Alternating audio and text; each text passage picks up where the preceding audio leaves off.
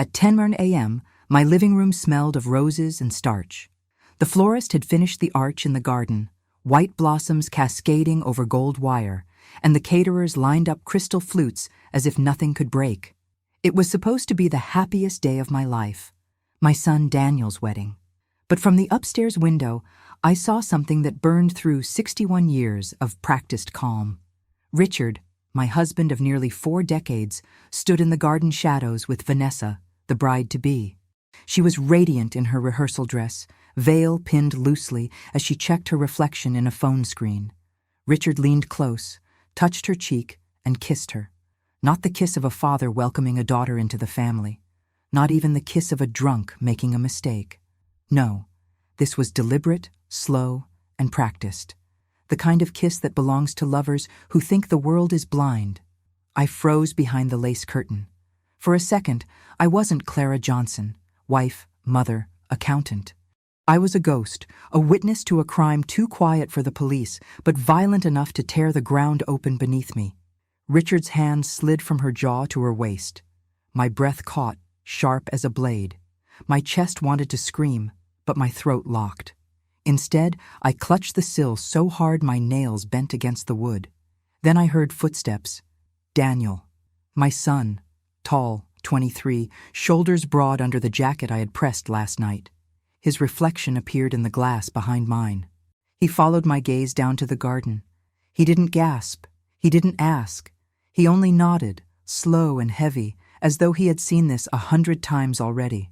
"Mom," he said, his voice rough, "it's worse than you think. The arch, the chairs, the music being tuned, all of it blurred into a background stage for betrayal." My stomach clenched. Worse than I think? My husband in the arms of my son's bride wasn't already the worst? I turned to Daniel, my throat finally giving way. "How long have you known?" His silence was the answer. And when he finally spoke, the words cut me open. "I hired someone weeks ago. I have..." Subscribe to our channel. This helps our work reach more people. We slipped into my office, the only room in the house that still felt mine. The scent of lemon polish and old paper steadied me, though my hands still shook. Daniel shut the door and pulled a folder from his inner jacket pocket. Inside, photographs, 17 of them. Richard and Vanessa entering the St. Regis Atlanta, time stamped. Dates as recent as 3 weeks ago. In one, Richard's hand rested on the small of her back as she walked through glass doors. In another, they exited together, eyes lowered, as if shame itself were paparazzi. "I couldn't let you walk blind into this," Daniel said. His jaw trembled, though his voice was flat. "I hired a private investigator. 2 weeks ago, she called me at midnight. I told her to keep going. By the 3rd visit, I had more pictures than I could stomach." My eyes burned at the edges. "Why not stop it? Why not cancel the wedding?" He sat heavily in my desk chair, the same one where he'd done math homework at 13. "Because 300 people are here, Mom. Because Judge Carter wrote checks for this reception. Because Margaret sent her daughter down this aisle like a parade float. I thought maybe Vanessa would end it herself. Maybe she'd tell me before today." His voice broke. She didn't. The photographs lay between us like snakes. Every date and timestamp felt like a nail closing a coffin. I traced the corner of one picture. "So you plan to marry her anyway?" He shook his head. "No, I plan to confront them both. Here, today, with witnesses." I stared at him. My careful, steady son, planning exposure on the day that was supposed to define his future. My heart cracked twice, once for his wound, and once for the jagged determination in his eyes. "I wasn't ready to believe it until you saw," he whispered. "Now you see." My gaze drifted to Richard's blazer draped carelessly on the armchair. A slip of paper peeked from the pocket. I pulled it free, a folded receipt. St. Regis, Atlanta, May 24, 2022. Room 914, 2 flutes of champagne, cash payment, signature R. Johnson. I held it up. Daniel stared at it like it was fire. And in that moment, I knew. I had to open my retirement account before this wedding began. I closed the office blinds until the room was a dim box of paper and air. The only light came from the brass desk lamp Daniel broke in 5th grade and I never replaced, because the bend in its neck felt like a truth I could live with. I sat, opened my laptop, and breathed once the way my old yoga teacher taught me, slow through my nose, counting 4 heartbeats. Before I typed a single password, my eyes slid to the framed calendar that hung above my printer. November 2007. It was sun-faded now, the edges curled. People always asked why I framed a random month. I never answered. I remembered. Back then, Richard called our finances an orchestra and himself the conductor. He moved money from savings to a no-penalty promotional account, promised weekly statements, tapped my cheek, and said, "Friday, Clara." Friday came and went so many times the word stopped meaning the 5th day of the week and started meaning never. I told myself marriage meant faith, that good men forget paperwork, that hustlers make homes. I learned to keep 2 ledgers, one for the bank, one for the feeling in my gut. The feeling snarled now as I logged into our joint portal. Numbers don't perform, they confess. Loans against 401k. Owner, Clara Johnson. 03/18/2021, 9500, 08/02/2021, $12,000, 02/11/2022, $18,500, 5/09/2022, $20,000, total $60,000. My mouth went dry. Daniel leaned over my shoulder, his breath hitching. "Mom, wait," I said, clicking into the Documents tab. E-sign packets loaded, signature blocks stacked like tidy lies. My name flowed in cursive where I never put it.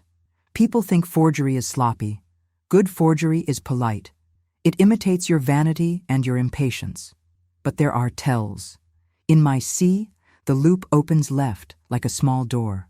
On these, the loop curled inward, tight and mean. I printed the amortization pages, the disbursement logs, the withdrawal confirmations. Line after line of cash peeled away in neat splits. 700, 900, 800, amounts that dodge alarms and slip under thresholds. I traced one day in particular, 05/24/2022, withdrawal $1,000 at 12:41 p.m. 2 hours later, a hotel receipt had stamped our humiliation in ink. Check-in 1:58 p.m., room 9 Wartoon. My hands steadied as I stapled the pages. Paper is power if you're willing to bleed a little to gather it.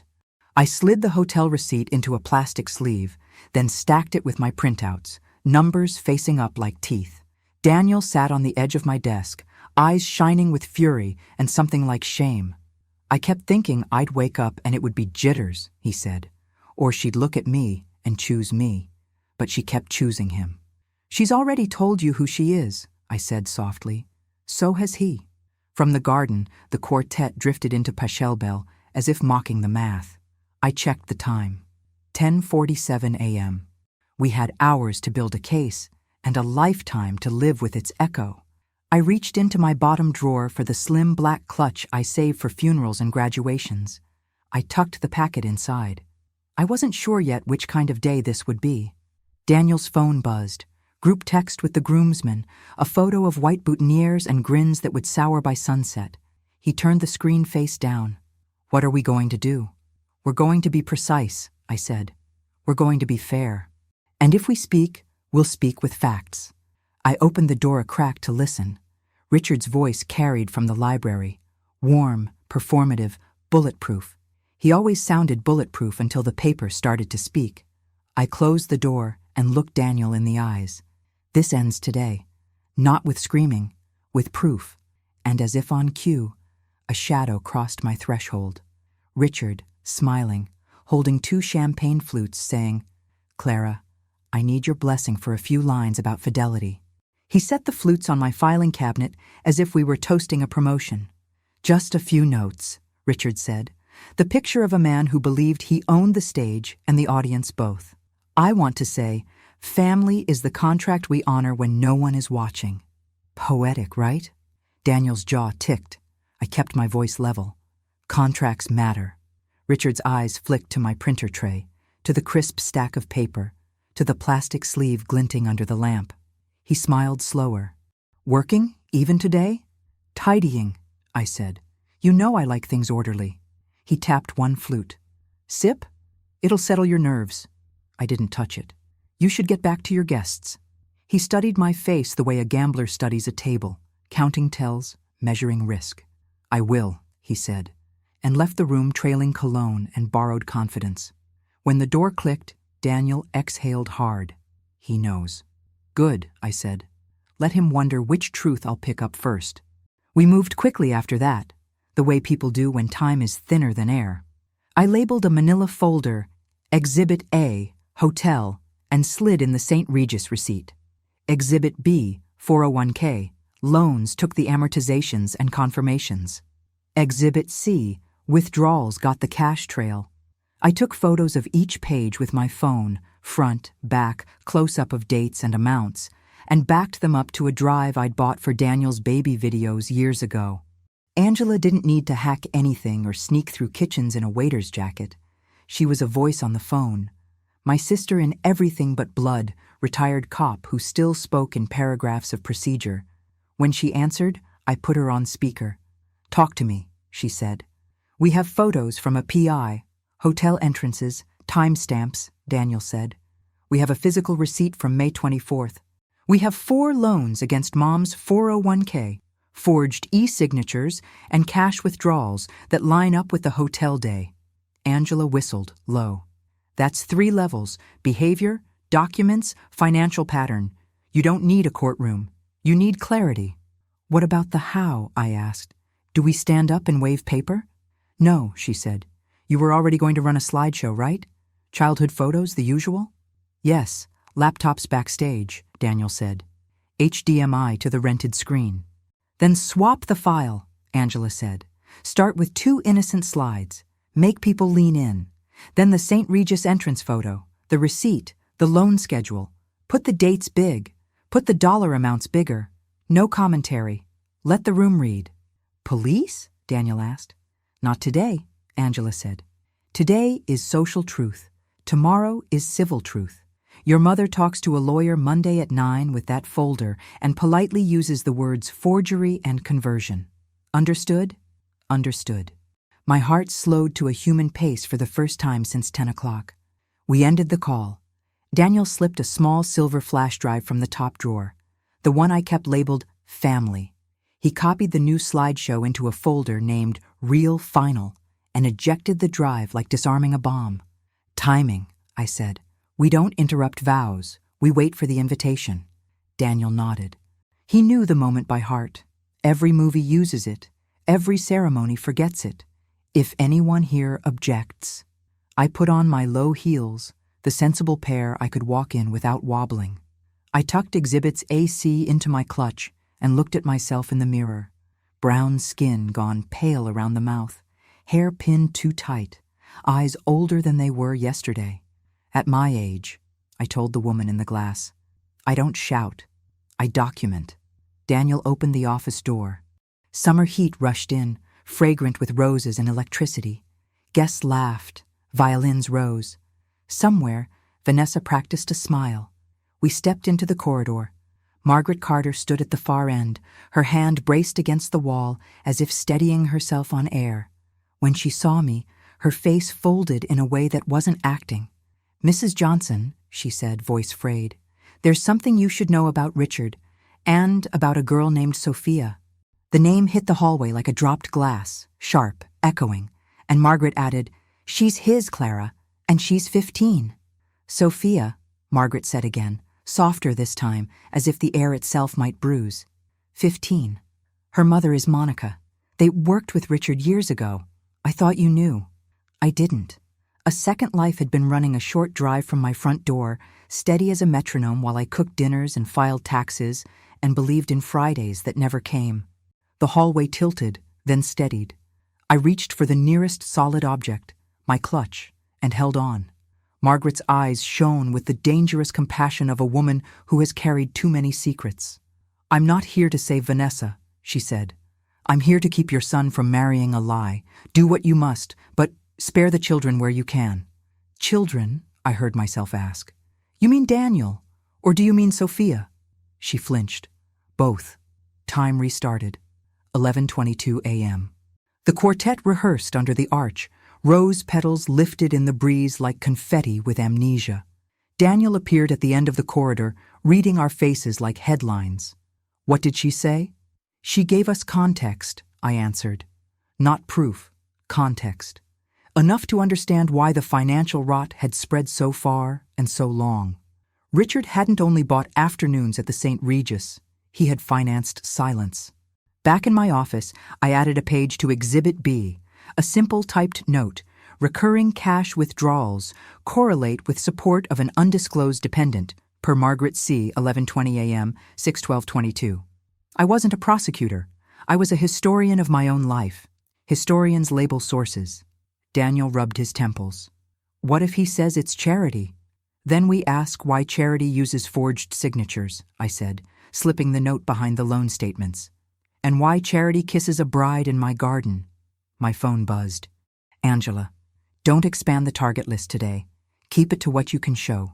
Photos, receipt, loans. Naming Sophia without documents shifts sympathy toward him. Mention only if cornered. She was right. Revenge says everything. Justice chooses. I breathed and pared back. Exhibit A, hotel. Exhibit B, 401k loans. Exhibit C, cash pattern.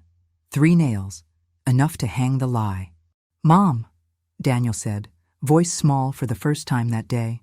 If we do this, I can't go back to school on Monday like nothing happened.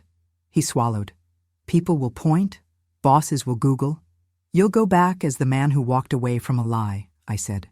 Let them point to that. I wrote timeline, wedding day on a yellow pad, 1:30 vendor check, 3:30 seating, 3:58 processional, 4:07 officiant. If anyone objects, I circled the last line twice. We would not interrupt vows. We would answer an invitation, a knock. The door opened a crack. Vanessa, veil pinned, lipstick immaculate, the picture of a woman who had rehearsed happiness and decided it would obey. Clara, could we talk? Daniel's shoulders rose. I laid a hand on his arm. Give us 5 minutes, I said. He hesitated, then slipped out the side door. Vanessa stepped in, closed the door with careful fingers. I know you're under stress, she began, brittle bright. Big day, lots of emotions. But I need you to trust that I love Daniel. I set my clutch on the desk, flat palms on either side. Did you love Daniel at the St. Regis, room 914? Her eyes flashed, then cooled. I don't know what you think you saw. I saw a receipt, I said, voice level. I saw signatures. I saw my retirement turned into someone else's champagne. The mask slipped for a second.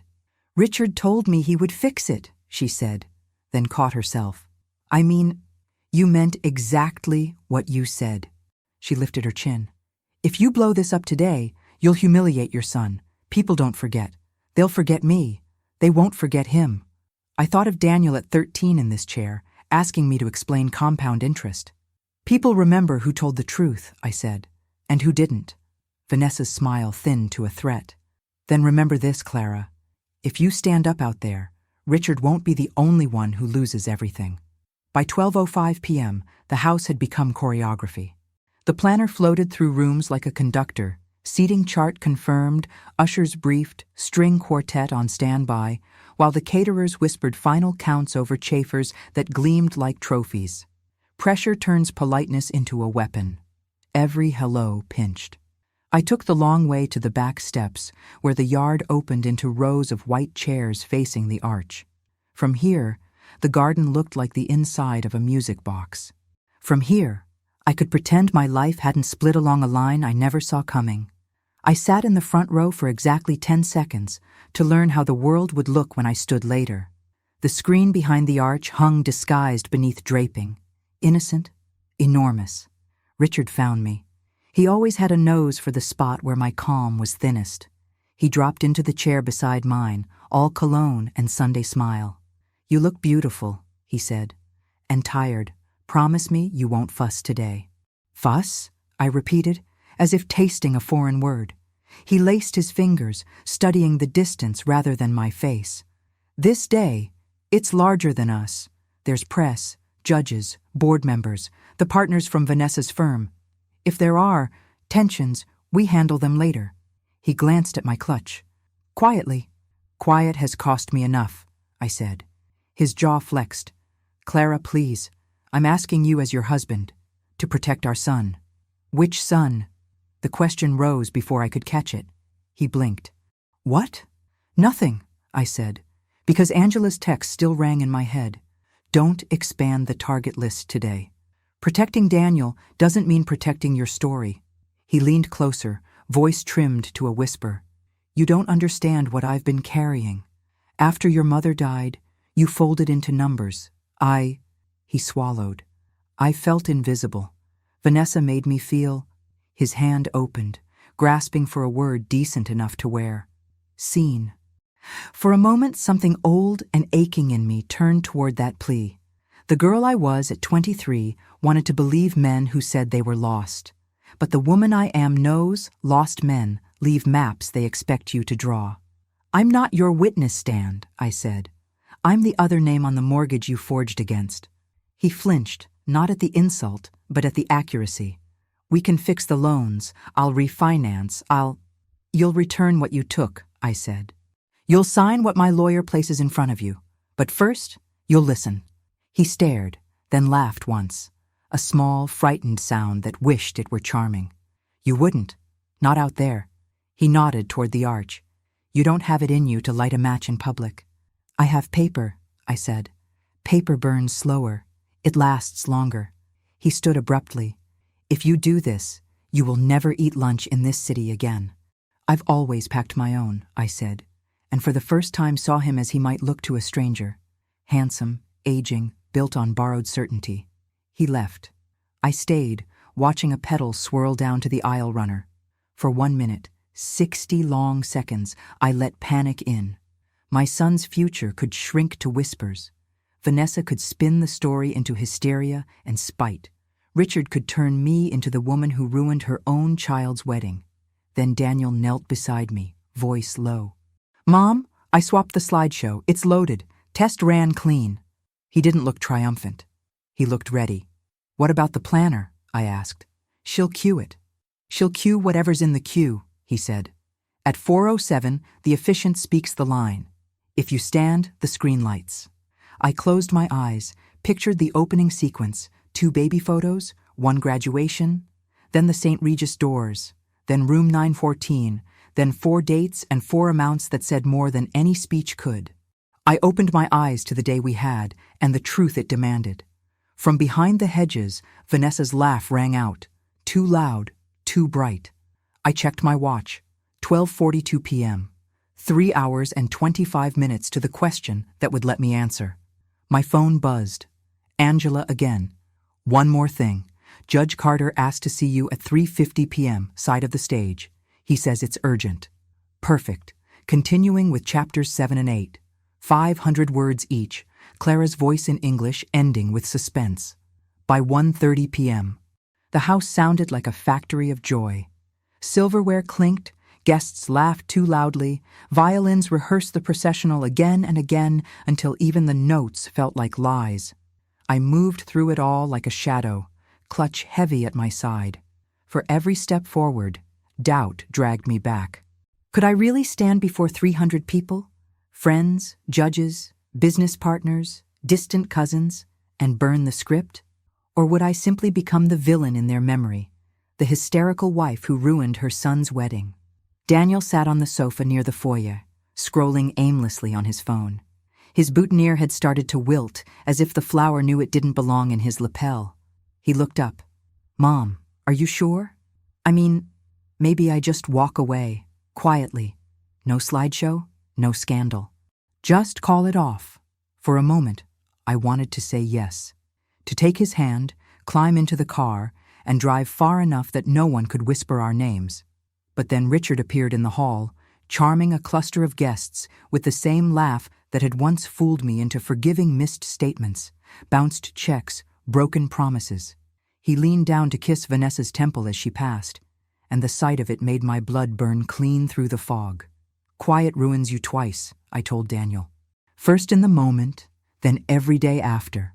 No more quiet. Still, my chest nodded. Margaret's words echoed, spare the children where you can. Did that mean Daniel? Did that mean Sophia, the daughter I'd never met, hidden in the shadow of our family? If I spoke her name today, I could scorch her life before it began. The air inside felt too tight. I stepped out into the garden. Guests were being seated row by row, chatter folding into polite hums. The arch loomed like a cage of flowers. My hands shook. My clutch felt suddenly too small, too fragile to hold the weight of truth. A hand touched my arm. Margaret again. She looked pale, as if carrying her own courtroom inside. "If you can," she whispered, "end it without the girl's name. She doesn't deserve the flames." I wanted to tell her I already knew that. Instead, I only nodded. 2:05 p.m. The officiant tested his microphone. "Check. 1, 2. His voice carried across the lawn like prophecy. My stomach flipped. I returned to the house, back to the office, and stared at the exhibits spread across my desk.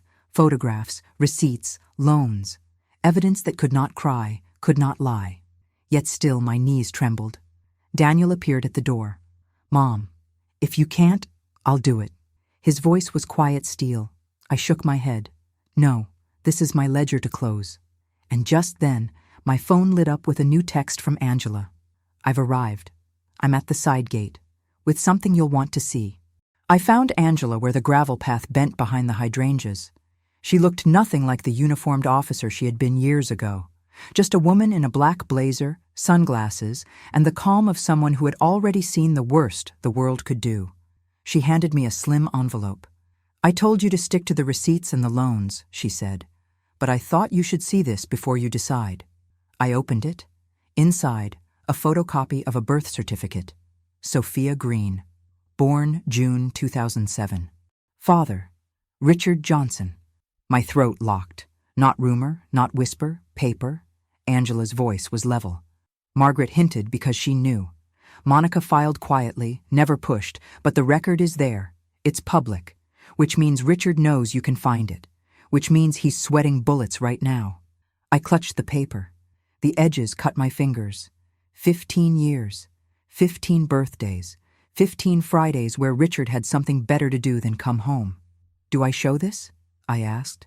"Not today," Angela said firmly. "It's dynamite, but it's not for this stage. Use the hotel, the loans, the money trail. That's enough to sink him. Save Sophia for the lawyer's office. She's a child, not an exhibit." Daniel had followed, his face pale. "So it's true," he whispered. "I have a sister." Angela's gaze softened. "You have a choice. Whether to know her, whether to welcome her, that's your story. But today, the story is about your father's lies, not her existence." I folded the certificate back into the envelope, tucked it deep in my clutch, under Exhibit C. My pulse steadied. Numbers, documents, facts. I could do this. I'd been doing it all my life, recording, reconciling, saving paper others thought disposable.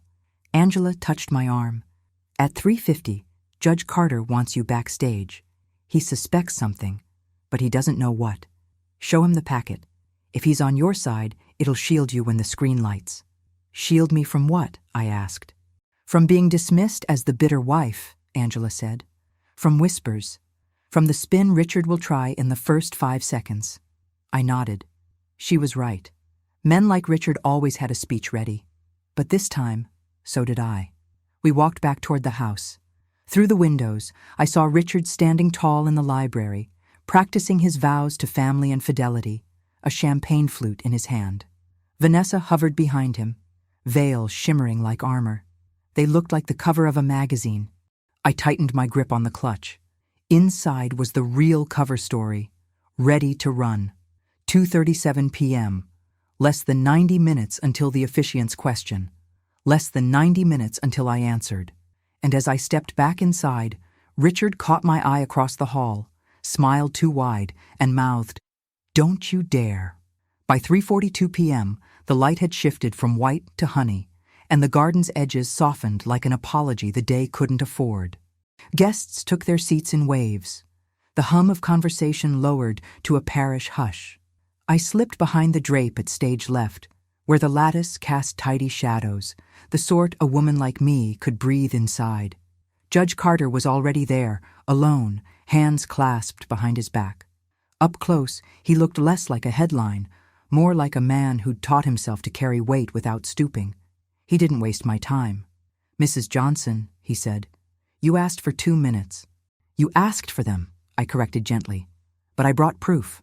I opened my clutch and laid out Exhibit A, St. Regis receipt, room 914, 1:58 p.m. Exhibit B, 4 loans against my 401k, $60,000 total, and Exhibit C, same-day cash withdrawals, including $1,000 on 5/24/22 at 12:41 p.m.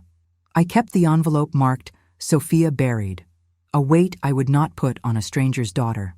He read quickly, the way people trained to hear truth with their eyes do. His mouth tightened at the receipt. His jaw sawed once at the loans. The cash pattern drew a sound from his throat that might have been a curse, politely smothered. "Does my daughter know you have this?" he asked. "I don't know what your daughter knows," I said. "I know what I can show 300 witnesses without lying." He nodded at the screen beyond the arch. "You intend to use the slideshow?" "Yes." My voice surprised me. Steady. "We planned a reel, like everyone does. I substituted facts for nostalgia. I will stand only when invited by the officiant's question. I won't shout. I'll let the room read." He looked at me for a long beat, as if measuring whether I wanted spectacle or verdict. "Leave the child out of it," he said at last. "Whatever sins the adults have stacked, don't throw them on her today." "I wasn't going to," I said. "She's not an exhibit." Silence stretched, then thinned. He straightened the edges of Exhibit B with the tidy compulsion of a man who lives in orderly rooms. "I'll keep this off the rails," he said. "If anyone tries to drown you out, I'll ask for quiet. If anyone tries to spin, I'll ask for facts. That's all I can offer." "It's more than I expected," I said truthfully. A burst of laughter flared from the front row, then died, as if embarrassed by itself. We both glanced toward the aisle. Richard shaking hands, Vanessa haloed in tulle, Daniel at the altar with his hands folded. Not in prayer, but in containment. "Mrs. Johnson," the judge said, softer now, "are you ready for the cost?" "I've been paying it for years," I said. "Today I get a receipt." He gave me back my packet, page corners aligned, and stepped away. "When the moment comes," he said, "don't miss it." I slid the exhibits into my clutch until the leather was a tight fist in my hand. For a second, no more, I wanted to cry. Not because of what I was about to break, but because of what had already been broken while I was setting tables and tying ribbons. Footsteps scuffed on gravel. Angela's voice, low, to someone outside. When the officiant pauses, dim the ambient music. Let her voice carry. Practical mercy. I exhaled, counting 4 beats the way the breath teacher taught me, and stepped toward the edge of the curtain. Suspense. And just then, Richard slipped behind the drape, smile laminated, whispering, "If you open that clutch out there, Clara, I will open every secret you've ever tried to keep." He was too close. Cologne, heat, the old voltage of a man who thought proximity was persuasion. I let him finish the threat, then answered with the only word that mattered between us now. Paper. It landed like a small stone in a pond. Ripples, then clarity. He cursed under his breath and retreated, brushing the drape with his sleeve as if it had burned him. I waited until his shadow moved away and looked past the curtain line. 3:54 p.m. The aisle lay white and straight as a ledger line. The rented screen, disguised in swags of fabric, waited like an obedient witness. We hadn't needed Hollywood. We'd needed a working HDMI cable and a laptop that belonged to us. Daniel had done the swap himself in the bridal prep room 20 minutes earlier, unremarkable as breathing. No drama, just a thumb drive named Real Final in a folder the planner expected to click. The planner hovered near the AV table, headset in place, anchored in her script, and grateful for anything that ran on time. Angela stood beside a speaker with a clipboard she didn't need, the way a woman does when her presence is the permission someone else requires. Our little army of 2. I crossed the lawn to Daniel. He turned at the sound of my steps. For a heartbeat, I saw him at 8, dirt under his nails, holding up a bean sprout like a trophy. Then the man returned, jaw set, eyes steady. "It's loaded," he murmured. "First 3 slides are baby photos, just as planned. Then the door at the St. Regis, then the receipt, then the loans, big dates, bigger amounts, no commentary." "Good," I said. "No speeches." He swallowed. Mom, if I falter, you won't, I said. And if you do, I'll stand up straighter. We didn't hug. There wasn't room for softness yet. Instead, we took our places, he at the altar, me in the front row left, the seat they give mothers who are supposed to dab tears and beam at cameras. My clutch sat on my lap like a small, patient animal. The quartet shifted to the processional. Guests rose as one body. Vanessa appeared at the far end of the aisle, veil drifting, bouquet disciplined into symmetry. Phones lifted. 100 lenses caught 100 angles of a picture that would not survive the hour. Richard's head tilted toward me as she walked, a glance meant to pin me to the chair. I didn't return it. I watched Daniel instead, how he held himself, how he breathed. The officiant smiled with that pastoral warmth hired for days like this. 4:02 p.m. Vows would be brief, we'd planned them that way. Daniel's preference, Vanessa's approval. The planner loved a tight schedule. The judge stood 2 rows back, hands clasped, gaze forward. Angela gave the AV tech a small nod that meant nothing until it would mean everything. The officiant began. Dearly beloved, we are gathered here. The words poured like honey, the kind that coats rather than cleans. I let them pass over me and fixed my mind on the sentence that mattered. Vanessa reached the steps and joined Daniel. Up this close, her smile looked heavy. She didn't glance at Richard. Not once. Sometimes the smartest lie is to pretend you have nothing to pretend about. We moved through the choreography. Who gives this woman? The soft murmur, the hands. We were 4 minutes from the question when a breeze lifted the edge of the drape and the screen flashed blue for a heartbeat, the way screens do when they're ready. I tightened my grip on the clutch. Angela's voice floated from the side. Stand by. Richard folded his hands, prayer without penance. The officiant turned a page. The air thinned so fast the roses seemed to hold their breath with us. 4:07 p.m. The officiant lifted his eyes to the rose and said the line I had been walking toward all day. If anyone here has reason why these two should not be joined in marriage, speak now or forever. Hold your peace. I rose. Have you been through something similar? Tell us your story in the comments below. We read every comment. It's important for us to know we're not alone. Silence gathered like velvet as I stood. 300 faces turned, pearls, pocket squares, sunglasses lifted to foreheads. Behind the arch, the rented screen bloomed from blue to image. A toddler in overalls, Daniel at 2, a garden hose twice his size. A soft ripple of laughter, an exhale the crowd didn't know it was holding. The second slide, Daniel at 8, missing teeth, proudly holding a crooked bean sprout.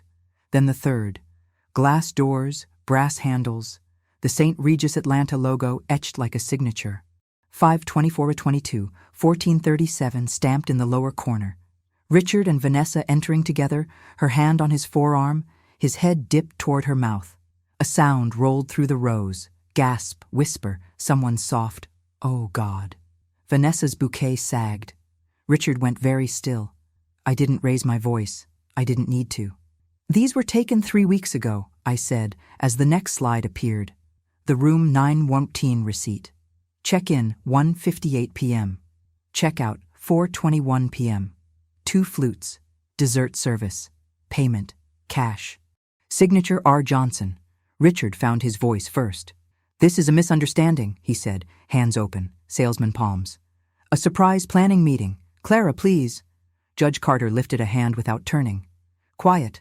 Slide 5. My 401k loan schedule, plain as a weather report. EU 03, 1821, 9500, weight EU 21, 12,000. EU 02, 1122, 18500, 5 EU 9, 22, $20,000. Total, $60,000. Next, disbursement confirmations with my forged e-signatures. Then the same day $1,000 cash withdrawal on 05/24 at 12:41 p.m. I had enlarged the amounts until they looked indecent. Murmurs tightened into threads. A woman in row 4 whispered, "Forgery," like a diagnosis. One of Vanessa's partners, square-shouldered, gray-templed, leaned forward, elbows on knees, as if bracing for impact. Vanessa finally spoke, voice pitching upward. "These are private. This is out of context. Daniel, please." Daniel didn't look at her.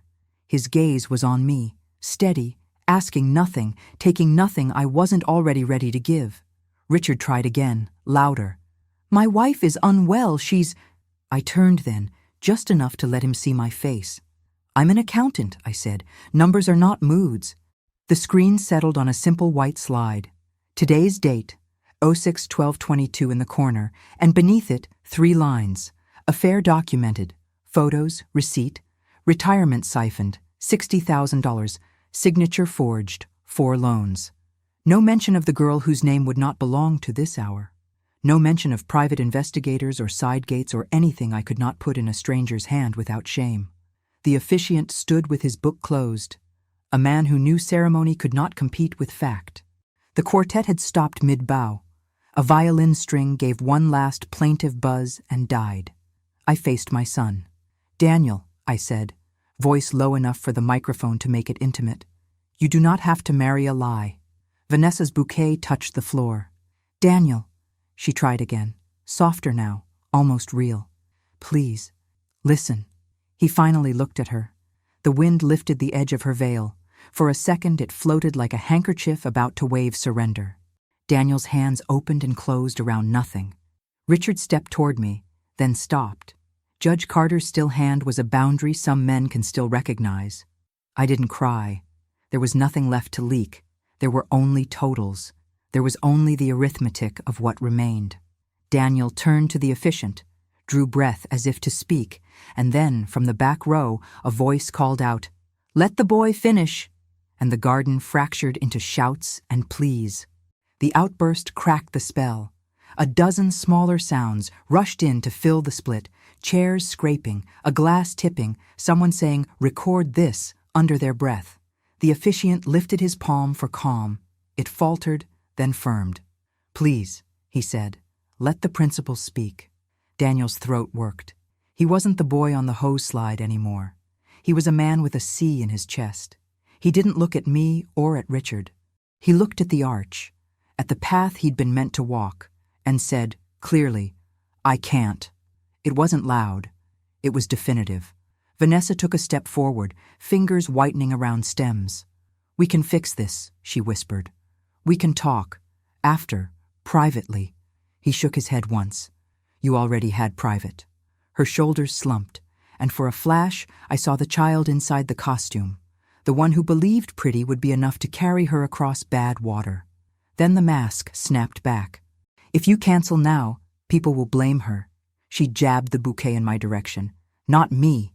Daniel glanced at me, brief, grateful, battered.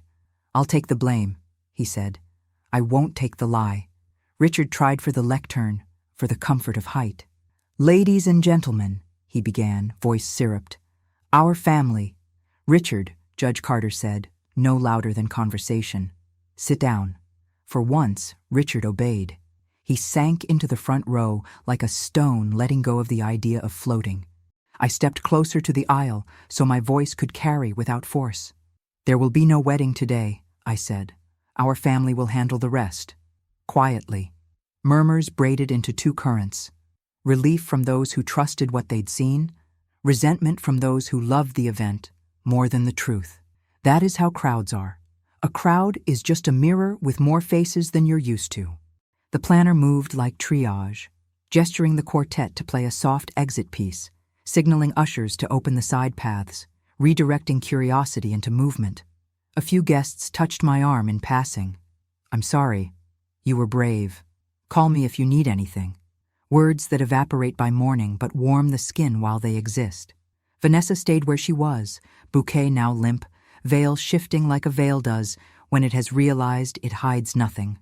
Margaret reached the steps as if walking into surf, put both hands on her daughter's shoulders, and said nothing. Good mothers know when words only make a hole larger. Angela appeared at my elbow with paper towels no one needed and the invisibility cloak of a woman in service. "AV's shut down," she murmured. "Copy of the deck is on the spare drive in your clutch. Judge is holding the line. You should leave through the side door in 5. 5, I said, because 1 must count something. Richard stood, a sudden movement that made the nearby Rose flinch. He faced me, not the crowd, and for the first time all day he looked less like a headline and more like a man without a script. "Clara," he said hoarse, "come with me. We can—" "No," I said, and handed him a thick, unromantic envelope from my clutch. These were signed on Friday. Consider them served. He stared at the divorce petition as if it were a foreign alphabet. "You planned?" "I prepared," I said. "There's a difference." Daniel stepped off the platform and came to my side, not touching, simply aligning. We began to walk, not a march, not a flight, just two people leaving a stage that had been built for a different play. At the gravel path, I turned once. Vanessa was seated now, Margaret's arm like a bar of iron around her. Richard hadn't moved. The arch framed empty air. The roses smelled like nothing. We reached the side door. Angela pressed it open with her shoulder. "Home?" she asked. "No," I said. "Lawyer." "Now?" Daniel asked, voice thin with the shock that chases courage. "Now," I said, "before anyone decides to turn off my access." And as we stepped into the cool dim of the hallway, my phone vibrated with a bank alert. Unrecognized login attempt to brokerage. 4:22 p.m. We didn't run. We moved like people who had already paid the price for speed. Angela drove. The car smelled faintly of coffee and upholstery cleaner, a harmless scent for a day that had none. Daniel sat in the back seat staring at nothing, a skill he'd learned in childhood waiting rooms. I held my phone like a pulse. Another alert. Password change requested. Joint checking. 4:27 p.m. Angela glanced over. Expected. First night is always petty. Not petty, I said. Predictable. My attorney's office was 3 floors up, in a building with too much glass, and a lobby fern that had outlived 3 law firms. Elaine met us at the door in flats and a mercy-colored blouse. She ushered us into a conference room, shut the door, and set down a legal pad as if beginning a surgery. "All right," she said. "Tell me what you showed and who saw it." I laid Exhibit A, St. Regis receipt, and Exhibit B, 401k loans, on the table, then Exhibit C, cash withdrawals, each protected in plastic like relics. 300 people, I said, plus a judge. Elaine didn't blink at the number. She skimmed amounts, dates, my e-sign, the loop on the C. "We'll file a civil complaint for conversion and fraud tied to the pension loans," she said. "Emergency motion first thing Monday for temporary exclusive control of accounts. We'll freeze brokerage tonight if we can get through to the custodian's after-hours team." "And the joint checking?" I asked. "Close it. Tomorrow morning, 9 sharp." She slid a form across to me. "Right now, we email the bank's fraud desk with the forged loan docs attached. Copy their legal department. Words to use: forgery, unauthorized, conversion." She dictated. I typed. Words became anchors. When we finished, she handed me a second stack. "These are the divorce petitions you served," she said. "We'll add these exhibits as attachments. No need to mention anyone who didn't sign anything." Her eyes flicked. She meant Sophia. "Until or unless it becomes relevant to allocation." Daniel shifted forward. "What happens to him?" "That depends," Elaine said evenly, "on how much light he can stand. If he admits and makes you whole, this stays civil. If he fights or moves money again, we widen the blast radius." My phone buzzed again. Angela peered over. "Tell me." "Unrecognized device. Brokerage login blocked. 4:41 p.m. "Good," Elaine said. "Print that. Paper is boring until it saves your life." We worked an hour, breathing through acronyms, TRO, QDRO, POA, as if learning hymnals for a faith that believed in consequences. When the documents were scanned and sent, Elaine sat back. "Go home to somewhere he doesn't have a key," she said. "Change passwords. Document everything." On the sidewalk, the heat pressed close. Daniel touched my arm. "You were steady," he said. "I don't know how you did that." "At my age," I said, "shock learns manners." We slept at Angela's townhouse that night. She made sandwiches that tasted of childhood and safety. We ate at her kitchen island, under a light too bright for grief. When Daniel finally nodded off on the couch, Angela set a mug of tea in front of me. "Do you want to hear the thing you already know?" "Yes." "You did the right thing," she said. You spared the girl, you spared your son, and you didn't spare the lie. I nodded. The tea went cold. In the guest room, I opened my clutch one last time, checked the exhibits, and set the envelope about Sophia on the dresser. Face down, edge aligned, waiting its turn. My phone vibrated on the pillow. A number I didn't know. I opened the message. Mrs. Johnson, my name is Monica Green. I'm sorry for the timing. Sophia has seen the news. She doesn't want to cause you more pain. But if, when you're ready, she could meet you, just for coffee, we can drive anywhere you choose. I typed 3 words. Thank you. Later. And lay awake, counting the months it might take for later to arrive. Monday began with fluorescent lights and a stack of forms so high, even my old accountant's hands felt small. Elaine moved us through them like a guide who already knew where the cave tightened. By 9:22 a.m., the bank had flagged the forged loan authorizations. By 10:10, our brokerage had placed a temporary hold pending court orders. By noon, the joint checking was closed with a cashier's check made out to me for half of what remained. Richard's lawyer called at 1:03 p.m., voice smooth enough to skate on. There's been a misunderstanding, he said, as if the word could untie ink. Elaine replied with dates and amounts until the line went quiet, except for the sound of a pen failing to keep up. The emergency hearing slotted into the court's afternoon like an uninvited guest the judge nevertheless recognized. I sat at a table that smelled faintly of lemon cleaner and rain.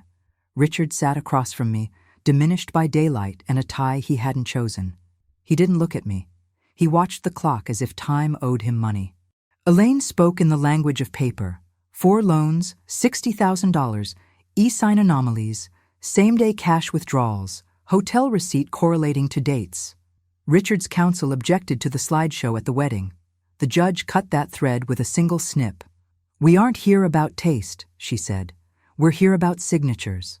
By 4:05 p.m., I had temporary exclusive control of the house and all retirement accounts. Richard was enjoined from moving funds. We were scheduled for mediation within 60 days. Outside the courthouse, the sky threatened rain and then kept its promise. Daniel lifted his face into it like a man learning a clean language. Days found a rhythm, then weeks. Paper arrived, was answered, made smaller piles. Richard's emails shifted from bluster to apology to posture. I made mistakes, then back to negotiation.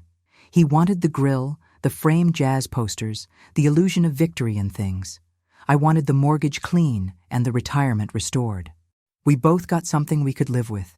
Settlement came 5 months later, in a bland room with bad art. Richard signed a restitution schedule that had the weight of penance, if not the poetry. He kept a condo he couldn't afford without a second job. I kept the house and the roses that no longer reminded me of an altar. The news cycle died as all cycles do. People needed fresher scandals. When I went to the grocery store, 2 ladies from church approached with sympathy and a casserole recipe. A third pretended not to see me near the canned beans. I was suddenly both invisible and too visible, which I realized is just what women become when they decline to play the role assigned. I began therapy on Tuesdays at 9. The room had a rug that didn't match and a chair that forgave posture. I learned where the anger lived and where the grief refused to. I learned that steadiness is a skill, not a personality trait. Daniel started night classes for his final certification in landscape design and stopped checking Vanessa's social pages in month 3. Improvement comes disguised as boring. Monica wrote twice, gentle, permission-seeking notes that never pushed. I wrote back once, then twice, setting boundary and hope in the same paragraph. We did not rush. On a Thursday in October, Judge Carter sent a single-line email. For what it's worth, you handled a bad day with uncommon grace. I printed it and put it behind Exhibit C. Grace is also a document. The first cold day of the season, I trimmed the roses back hard, the way the woman at the nursery taught me. Cut where it hurts, she said. That's where the new growth begins. I clipped until my hands ached and the canes looked like a map only the plant could read. Inside, the envelope with Sophia's name waited on my desk like a door. When I finally opened it to dial Monica's number, Daniel knocked and said, "If you want company, I'll come." 2 springs came and went before we met in a way that felt like the beginning of something rather than the audit of a ruin. Not that we hadn't tried sooner. We had coffee twice that first winter, hands clumsy around paper cups, sentences too careful to be true. But healing keeps its own calendar. It dislikes deadlines. It ignores good intentions. So we wrote letters. We sent photos. We let the ground frost and thaw. By the second spring, the roses I had cut back to nubs were a scandal of white again. Heavy blooms leaning into the fence as if eavesdropping on the neighborhood. Daniel spent Saturdays in work boots and dirt, sketching lines for a small community garden he'd volunteered to design. I learned to sleep without counting bank balances at 2 a.m. I learned that the quiet after a storm is not silence, it's space. We chose a park with iron benches and reckless azaleas. Monica arrived first, the same careful kindness in her eyes. Sophia walked beside her, taller now, a posture that had learned its own name. She wore a denim jacket with a frayed cuff and carried a paperback whose spine had surrendered long ago. My hands, traitors that they are, wanted to reach and tuck a curl behind her ear. I kept them folded. "Hi," she said, voice steadier than mine. I brought pictures. She offered a small stack, school orchestra, a science fair trifold, a dog wearing a birthday hat. If history is written by the victors, then childhood is written by people who kept the calendar even when the writer didn't show. Daniel arrived with a bakery box and a grin that fit him now. He knew to sit first, to make a space someone else could fill. We ate lemon squares that powdered our clothes like fresh drywall and talked about little things that can bear the weight of larger ones. How jasmine is dramatic about water, how bus routes pretend to make sense, how cafeteria pizza can be both nostalgic and a crime. Only after an hour did the conversation turn to the river beneath the lawn. He emailed again, Monica said carefully. Therapy, amends, phrases that belong to people who still believe words can fix architecture. She didn't roll her eyes. She didn't need to. I nodded. Richard's restitution checks arrived on time, proof that some men can keep a schedule when a judge holds the watch. I deposited them without ceremony and watered my roses. Sophia touched the frayed cuff. "I don't want him to be the headline of my life," she said. "I want subplots." She glanced at me, then away. "Is that awful?" "It's survival," I said. "And it's art." When she laughed, I recognized Richard's mouth and my own stubbornness. An inheritance neither of us asked for and both of us could use better than he did. Daniel pulled a folded sheet from his pocket. Lines for a trellis. "If you want, I can show you how to train jasmine so it climbs without choking the thing it loves." "Please," she said, and the word opened like a gate. We met on Sundays after that, not every week but enough to teach trust the root. Monica and I learned the choreography of new kinship. Invitations without pressure, information without leverage. Sophia learned my kitchen, my porch swing, the smell of my old cedar sweater chest. I learned her shoulder shape in a doorway and how she says "actually" when she's about to be kind to a fact that isn't. On the second anniversary of the non-wedding, we had a small dinner, just the four of us. We ate pasta too late and argued gently about movies. At the sink, water running, Sophia dried plates like a person who expects to be invited back. She hesitated, looked at Daniel, who nodded, then at me. "Clara," she said, and the name had gratitude in it. "Someday, when it fits, would it be all right if I tried?" She didn't finish. I set the dish towel down. "We don't force names in this house," I said. "We earn them, but yes, someday." She smiled the way people do when their lungs remember how. Later that night, I sat on the back steps with a cup of mint tea and watched the roses sway, heavy-headed, ridiculous with abundance. In the window's reflection, I caught the woman I had become, still, brown, lined, and finally uninterested in furniture arranged for other people's comfort. I thought of the ledger I used to keep in my head. Debits, credits, losses, interest. It was still there, of course, but a new column had formed over the last 2 years. Beauty. Inside, my phone buzzed once. A bank notification. Restitution received. And I allowed myself a small, impolite satisfaction. Paper had done its work. So had time. I turned off the porch light and went in, leaving the door unlocked for one more minute than habit would prefer. Somewhere in the dark, two plants tangled themselves toward the trellis Daniel had set. They would learn the shape together, or not at all. Either way, the fence would hold. And when, weeks later, Sophia stood in my kitchen and said softly, "Clara, could I try Mom just once?" I answered the only way that honored the truth we'd built. Only if it feels true on your tongue.